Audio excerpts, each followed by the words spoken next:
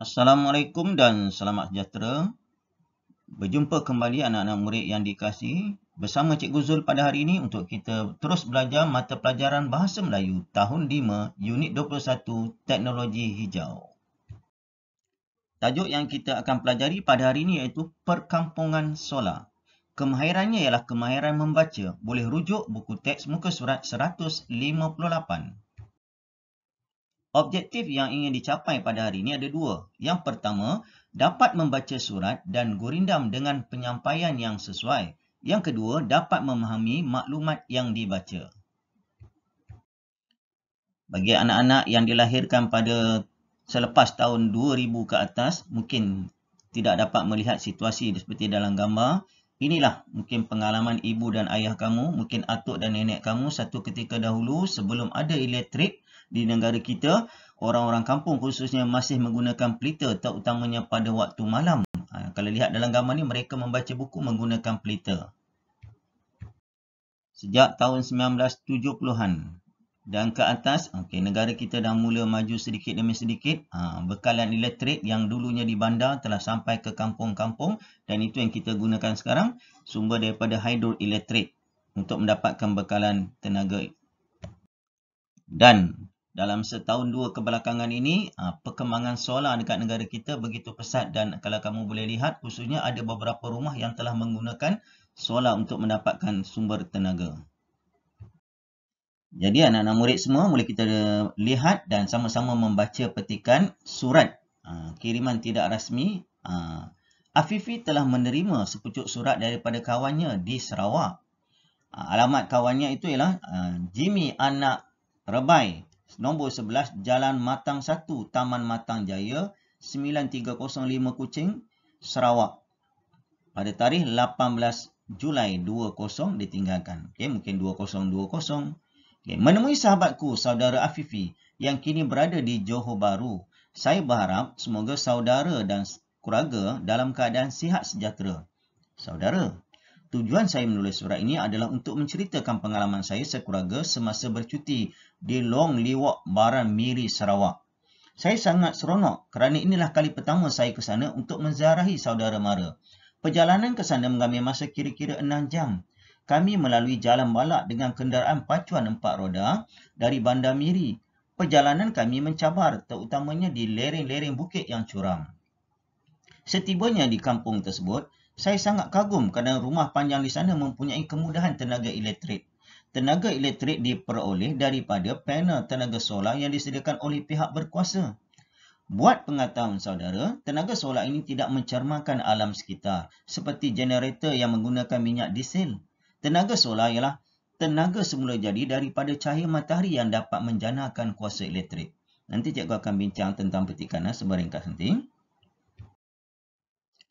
Kini, corak kehidupan masyarakat di situ turut berubah dengan adanya bekalan elektrik. Anak-anak tidak lagi menyiapkan kerja sekolah dengan ditemani cahaya lilin dan pelita. Kaum ibu juga sudah boleh menyimpan bekalan makanan di dalam peti sejuk. Kerja-kerja kraft tangan juga boleh dijalankan pada waktu malam. Pendek kata, tenaga solar ini mesra alam kerana sumber tenaga di sini bersih dan boleh dibarui secara berterusan. Ketenangan persekitaran di sana membolehkan saya menyiapkan sebuah gurindam tentang masyarakat tersebut.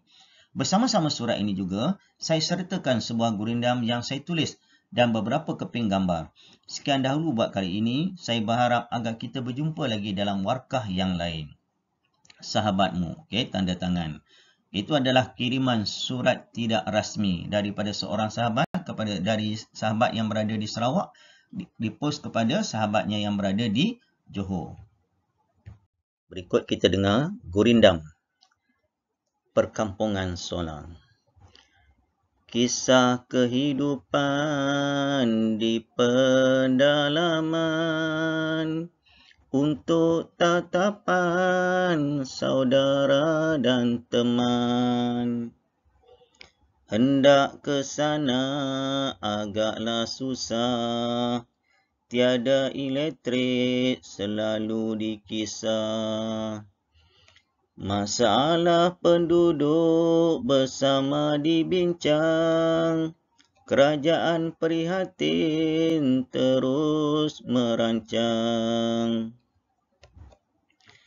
tenaga solar menjadi pilihan. Penduduk bersyukur dengan kemudahan. Menelaah buku ilmu dicari, walaupun selepas terbenam mentari. Adanya lampu hasil meningkat, masa bekerja tidak lagi singkat. Anyaman tikar untuk pasaran, malam yang cerah bantu pengeluaran. Teknologi hijau perlu bijak digunakan, manfaatnya usahlah kita abaikan. Okay, setiap apa yang kita pelajari, mesti ada pengujian, ada latihan untuk menguji apa yang kita dah belajar tadi, faham ke tak faham. Jadi di sini cikgu sediakan ada 4 soalan yang perlu kamu jawab berkaitan dengan petikan surat kiriman tidak rasmi sebentar tadi. Yang pertama, tujuan penulis menulis surat kepada sahabatnya adalah untuk apa? Kesemua jawapannya kena rujuk pada petikan balik semula. Yang kedua, bagaimanakah keadaan perjalanan penulis untuk sampai ke Long Liwak? Keadaan perjalanan tu macam mana? Yang ketiga, tenaga solar ialah apa maksud tenaga solar? Dan yang keempat, nyatakan kebaikan tenaga solar kepada penduduk setempat. So ada 4 soalan yang perlu kamu jawab. Okey, masa untuk kamu menjawab telah pun tamat. Okey, mari kita bincang sama-sama. Di sini cikgu sediakan soal jawapan untuk membimbing murid-murid. Yang pertama, tujuan penulis menulis surat kepada sahabatnya adalah untuk menceritakan tentang pengalamannya bersama keluarga bercuti di Long Liwak, Baran Miri, Sarawak. Dia nak ceritakan pengalaman apa? Pergi bercuti dekat masuk hutan pun seronok. Bukan pergi bercuti keluar negara je seronok. Ini ada satu pengalaman. Yang kedua, perjalanan penulis untuk sampai ke Long Liwak mengambil masa kira-kira 6 jam. Bayangkan 6 jam perjalanan. Penulis melalui jalan balak dengan pacuan 4 roda dan menempuh cabaran terutama di lereng-lereng bukit yang curam. Jadi perjalanan tu tak boleh naik kereta biasa. Mesti kereta pacuan 4 roda sebab jalan balak, tak ada jalan tar dan sebagainya. Memang mencabar. Kalau kamu berada di negeri Selangor, di negeri moden, inilah realitinya di Sabah dan Sarawak khususnya.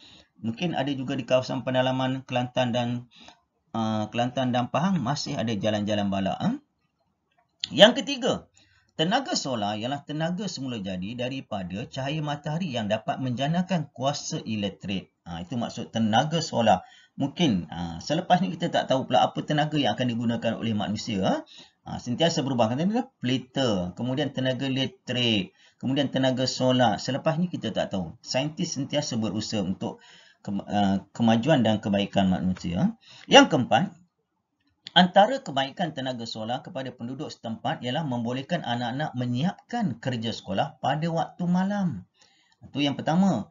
Yang kedua, boleh menyimpan makanan dalam peti sejuk. Bukanlah peti ais, kita panggil peti sejuk. Dan yang ketiga, dan juga membuat kerja-kerja kraft tangan pada waktu malam. Mungkin siang tak sempat, waktu malam. Jadi ada 3 kelebihan di situ. Inilah jawapan yang sebagai rumusan apa yang kita pelajari pada hari ini berkaitan dengan perkampungan solar. Di kampung-kampung pun ada solar. Bukan solar ni hanya di bandar saja. Terutama kawasan yang jauh ke pendalaman, kemudian elektrik tak ada, kerajaan dah sediakan solar dan sebagainya. Mungkin satu hari nanti perbezaan antara luar bandar dengan bandar mungkin tidak ketara lagi. Di luar bandar pun kerajaan cuba nak seimbangkan pembangunan. Jadi bersyukur di mana kita berada, apa yang telah disediakan oleh pihak kerajaan. Itu saja yang cikgu nak kongsikan pada hari ini. Jumpa lagi bersama Cikgu Zul selepas ini. Assalamualaikum dan selamat sejahtera.